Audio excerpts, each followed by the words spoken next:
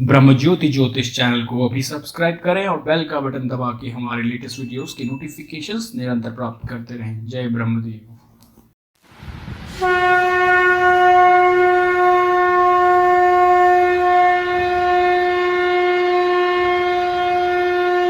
ओम शांताकारं भुजगशयनं पद्मनाभं सुरेशं विश्वाधारं गगनसदृशं मेघवर्णं शुभांगं लक्ष्मीकान्तं कमलनयनं योगिभिर्ध्यानगम्यं वन्दे विष्णुं भवभयहरं सर्वलोकैकनाथम्। ओंकार स्वरूप परब्रह्म परमात्मने नमः। श्री सद्गुरुभ्यो नमः। ब्रह्मर्षि ब्रह्म ज्योति ज्योतिष यूट्यूब चैनल में मैं एक बार फिर से आप सभी दर्शकों का हार्दिक अभिनंदन एवं स्वागत करता हूँ। प्रिय दर्शकों, मैं फिर से उपस्थित हुआ हूँ एक नया वीडियो लेकर के। एकादशी तिथि के बारे में जानकारी देने के लिए। प्रिय दर्शकों, बहुत से लोगों के मन में भगवान विष्णु के प्रति एक बहुत बड़ी आस्था रहती है। हमारे सनातन धर्मावलंबियों के अनुसार एकादशी तिथि को जरूर मनाना चाहिए। बहुत से लोग हैं जिन्हें एकादशी तिथि के बारे में बिल्कुल पता नहीं होता है। वैसे तो किसी भी तिथि के बारे में बहुत से लोगों को जानकारी नहीं होती है कौन सी तिथि कब है। उसमें भी एकादशी तिथि जो सर्वमान्य है, इस एकादशी तिथि को हमारे सनातन धर्म के अनुसार इसको जरूर मनाना चाहिए। अब किस तरह से मनाना चाहिए, कैसे मनाना चाहिए, कब मनाना चाहिए और इस एकादशी तिथि को मनाने से लाभ क्या होता है। दर्शकों, हमारा जो मतलब है एकादशी तिथि मनाने का, हमारा है एकादशी तिथि उपवास। अर्थात एकादशी तिथि में जो व्रत उपवास आदि किया जाता है वो कब करना चाहिए, कब एकादशी तिथि को मनाना चाहिए, अर्थात कब आपको एकादशी व्रत लेना चाहिए। क्योंकि एकादशी व्रत जो है ये दो तरह से होता है। एक तो ये घर गृहस्थियों के लिए होता है, जो घर गृहस्थ में गृहस्थ जीवन का पालन करते हैं घर गृहस्थियों के लिए, और एक होता है ये वैष्णवों के लिए। तो दो तरह से इसको मनाने की परंपरा है। धार्मिक मान्यताओं के अनुसार एकादशी तिथि दशमी युक्ता एकादशी तिथि मनाने की भी परंपरा है। दशमी युक्ता एकादशी, जिसमें दशमी तिथि जो है सूर्योदय व्यापनी हो और उसके तुरंत बाद एकादशी तिथि का प्रवेश हो रहा हो, तो ऐसी तिथि में एकादशी तिथि का व्रत उपवास करना चाहिए। और जिस तिथि में एकादशी तिथि सूर्योदय व्यापनी किंचित मात्र हो, उसके बाद द्वादशी तिथि का प्रवेश हो रहा हो, ऐसी तिथि में घर गृहस्थियों को, स्मार्तियों को उपवास न करके वैष्णवों को इस दिन एकादशी तिथि के दिन उपवास रखना चाहिए। और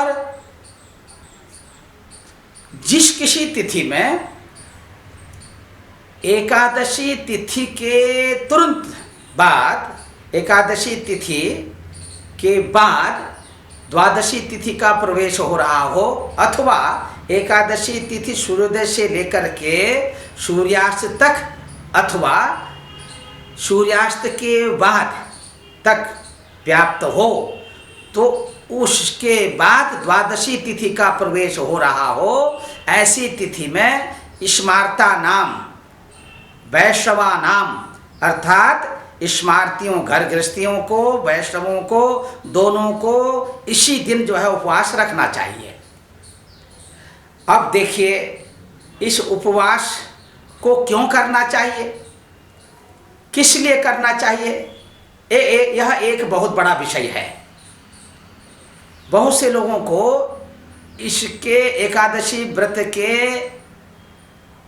उपवास का क्या विधान है, क्या इसकी पूजा विधि है, कैसे करना चाहिए, इस बारे में किसी भी प्रकार की जानकारी नहीं रहती है। तो दर्शकों, मैं चाहता हूं कि आप सभी तक हमारी यह वीडियो पहुंचे और आप हमारी वीडियो को शुरू से लेकर अंत तक सुनें और हमारे इस चैनल को सब्सक्राइब करें, लाइक करें और शेयर करें, ताकि सभी को इस बारे में जानकारी मिल सकेगी। अब देखिए एकादशी तिथि जो लोग करते हैं, इसका जो महत्व है, इसका महत्व क्या है। एक तो ये आध्यात्मिक जगत को बढ़ावा देता है, अर्थात जो लोग एकादशी का व्रत करते हैं उनका आध्यात्मिक ज्ञान बढ़ता चला जाता है, उनके ऊपर भगवान विष्णु की अपार कृपा बरसती चली जाती है और साथ ही माता लक्ष्मी की कृपा तो बरसती ही बरसती है, इसमें किसी भी प्रकार का कोई संशय नहीं है। भगवान विष्णु की कृपा बरसते ही ऐसा व्यक्ति जो प्रत्येक एकादशी के दिन उपवास रखता है, उसे साक्षात विष्णु लोक की प्राप्ति होती है और उसे मोक्ष की प्राप्ति होती है, उसे मोक्ष मिल जाता है। भगवान विष्णु की अपार कृपा उसके ऊपर बरस जाती है। इसलिए इसके साथ ही एकादशी व्रत के तमाम ऐसे नियम भी बताए गए हैं। कुछ लोगों को एकादशी व्रत के जो नियम हैं वो कठिन लगते हैं। एकादशी व्रत का जो नियम है वो कठिन लगता है, क्योंकि प्रत्येक एकादशी में लगभग जो नियम है, शास्त्रीय जो विधान है वो एक जैसा है। केवल पूजा पद्धति प्रत्येक एकादशी में जो अलग अलग नाम से एकादशी तिथियां हैं, उन एकादशियों में, एकादशी तिथि में पूजा करने का जो विधान है वो अलग अलग है। जैसे हरिशयनी एकादशी और हरिप्रबोधिनी एकादशी, दोनों का अलग अलग नाम है और इनका जो पूजा का जो विधान है वो भी अलग अलग है। इसी तरह से प्रत्येक एकादशी में पूजा का विधान वो अलग अलग है, लेकिन उपवास का जो विधान है वो एक जैसा है। एकादशी व्रत में किसी भी तरह का आहार लेना वो वर्जित है। ऐसी एकादशी को शास्त्रीय विधान के अनुसार उत्तम एकादशी कहा गया है, जिसमें किसी भी तरह का आहार न लिया गया हो, मात्र जल अथवा दूध का सेवन किया गया हो। आहार का मतलब हमारा है अन्न आहार से, किसी भी तरह का अन्न ग्रहण करना यह एकादशी तिथि में वर्जित बताया गया है। और इसी के साथ जो खाली पेट नहीं रह सकते हैं, उन्हें दूध जल आदि का सेवन करना चाहिए, साथ में थोड़ा फल भी ले सकते हैं, जिसको शास्त्रों में फलाहार का नाम दिया गया है। इसलिए दर्शकों, जो लोग एकादशी का व्रत करते हैं उनके लिए यह भी शास्त्रों में बताया गया है कि कदापि उस दिन उनके घर में चावल आदि नहीं बनना चाहिए। चावल का सेवन किसी को भी नहीं करना चाहिए। जो लोग व्रत रखते हैं उन्हें तो कदापि नहीं करना चाहिए, जो नहीं रखते हैं उनको चावल की जगह में अन्य चीज़ों का सेवन करें, फल का सेवन करें, दूध का सेवन करें, और जो भोज्य पदार्थ है जैसे चपाती आदि उनका सेवन करें, लेकिन चावल का सेवन कोई न करे। ऐसा करने से भी दोष लगता है क्योंकि जो लोग चावल का सेवन करते हैं उन्हें शास्त्रीय नियमों के अनुसार दोष लगता है, ऐसा शास्त्रों में बताया गया है। अब दोष क्यों लगता है? दोष इसलिए लगता है कि चावल का सेवन करने से शरीर में आलस्य आता है। ये वैज्ञानिक नियम है। वाता पित्ता कफ में वायु की बढ़ोतरी होती है और इसी के साथ जो लोग धार्मिक मान्यताओं के अनुसार चावल का सेवन नहीं करते हैं, जैसा कि शास्त्रों में लिखा है कि चावल भगवान विष्णु को प्रिय नहीं है, और कुछ ऐसी मान्यताओं के अनुसार जो लोग चावल का सेवन करते हैं एकादशी के दिन, शास्त्रीय मान्यताओं के अनुसार अगले जन्म में उन्हें कृमि अर्थात कीड़े का रूप बन करके जन्म लेना होता है। यहाँ पर शास्त्रीय मान्यताओं के अनुसार इसलिए ये ग्राह्य नहीं है। जितना संभव हो सके चावल को तो बिल्कुल कदापि भी सेवन चावल का नहीं करना चाहिए। और भगवान विष्णु से संबंधित एकादशी के दिन प्रातः काल के समय ही ब्रह्म मुहूर्त में उठ करके अपने मन में ऐसा विश्वास बना करके कि आज मेरा एकादशी व्रत है, आज मैं भगवान हरि को, भगवान विष्णु को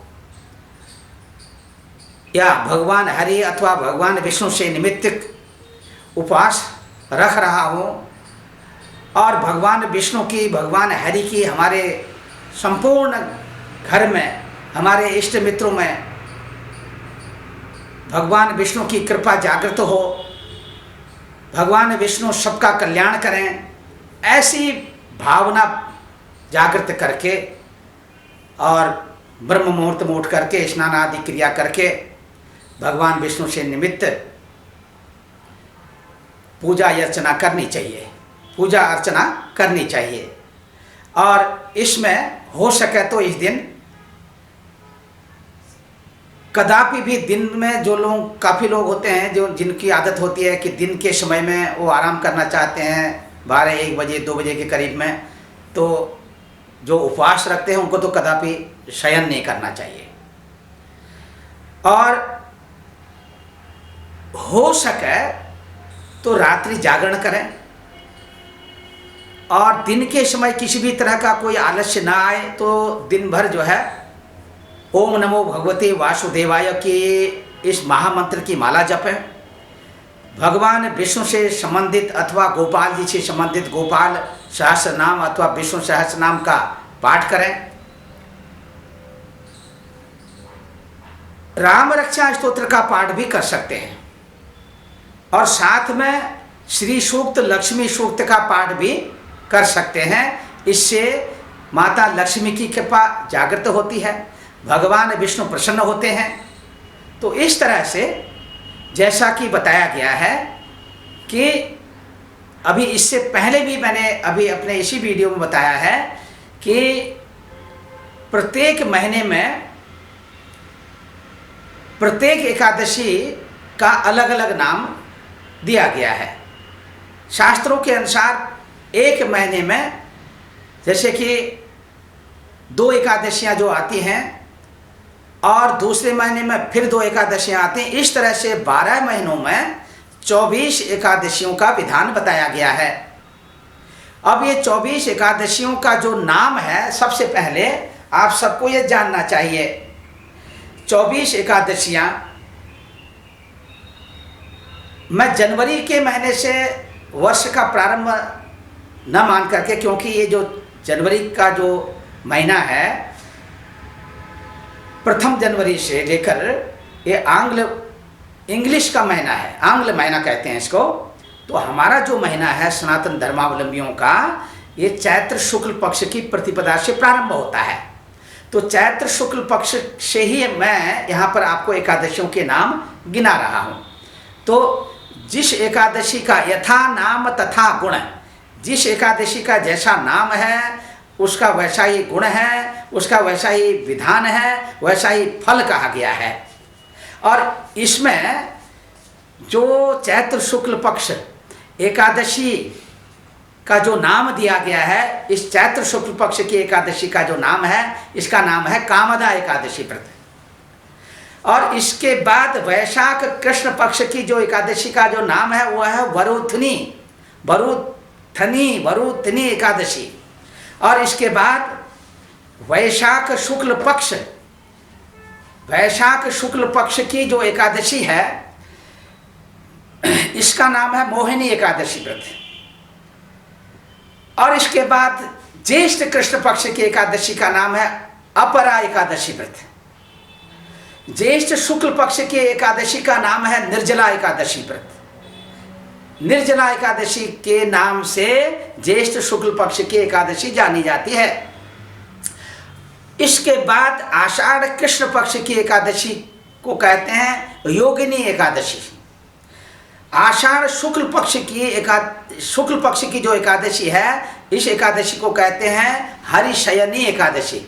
इस दिन भगवान विष्णु जो है अपने शयन को चले जाते हैं, अर्थात वह जो है निद्रा को चले जाते हैं, इसलिए इसका नाम हरिशयनी एकादशी कहते हैं। श्रावण कृष्ण पक्ष की एकादशी का नाम है कामिका एकादशी। और श्रावण शुक्ल पक्ष की एकादशी को कहते हैं पवित्रा एकादशी। भाद्रपद कृष्ण पक्ष एकादशी का नाम है अजा एकादशी। भाद्रपद शुक्ल पक्ष की एकादशी का नाम पद्मा एकादशी। इसी तरह से आश्विन कृष्ण पक्ष की एकादशी का नाम कमला एकादशी और आश्विन शुक्ल पक्ष की एकादशी का नाम पापांकुशा एकादशी कहा जाता है। कार्तिक कृष्ण पक्ष की एकादशी का नाम रमा एकादशी। कार्तिक शुक्ल पक्ष की एकादशी का नाम हर प्रबोधिनी अथवा देव उठनी एकादशी कहते हैं। इस दिन भगवान विष्णु अपने शयन से उठ जाते हैं। मार्गशीर्ष कृष्ण पक्ष की एकादशी का नाम उत्पन्ना एकादशी अथवा उत्पत्ति एकादशी कहते हैं। मार्गशीर्ष शुक्ल पक्ष की एकादशी का नाम मोक्षदा एकादशी कहते हैं।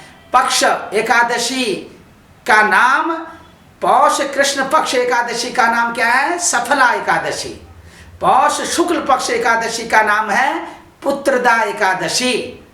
माघ कृष्ण पक्ष की एकादशी का नाम है षटतिला एकादशी। माघ शुक्ल पक्ष की एकादशी का नाम है जया एकादशी। फाल्गुन कृष्ण पक्ष की एकादशी का नाम है विजया एकादशी और फाल्गुन शुक्ल पक्ष की एकादशी का नाम है आमल की एकादशी। इसी तरह से चैत्र कृष्ण पक्ष की एकादशी का नाम है पाप मोचनी एकादशी। तो दर्शकों, ये 12 महीने में 24 एकादशियों के नाम मैंने गिनाए हैं और इन नामों के अनुसार यथा नाम तथा गुण, जिसका जैसा नाम है उसी के अनुसार उस एकादशी के वैसे ही गुण भी हैं। यदि आप चाहते हैं, आप अपना कल्याण चाहते हैं, आप अपने जीवन में साक्षात भगवान विष्णु के दर्शन करना चाहते हैं, आप अगर आत्म साक्षात्कार करना चाहते हैं, तो निश्चित तौर पर आप एकादशी का उपवास रखें। और एकादशी के उपवास की जो मान्यता बताई गई है, शास्त्रीय नियमों के अनुसार उपवास करें, निश्चित तौर पर आपका कल्याण होगा। पुनः मैं एक दूसरा वीडियो लेकर के उपस्थित होऊंगा आप सबके लिए। तब तक के लिए मैं अपनी वाणी को विराम देता हूँ। सर्वे भवन्तु सुखिनः, सर्वे सन्तु निरामयाः, सर्वे भद्राणि पश्यन्तु मा कश्चित् दुःख भाग् भवेत्। ओम शांति, ओम शांति, ओम शांति। जय ब्रह्मदेव, जय ब्रह्मदेव, जय जय ब्रह्मदेव।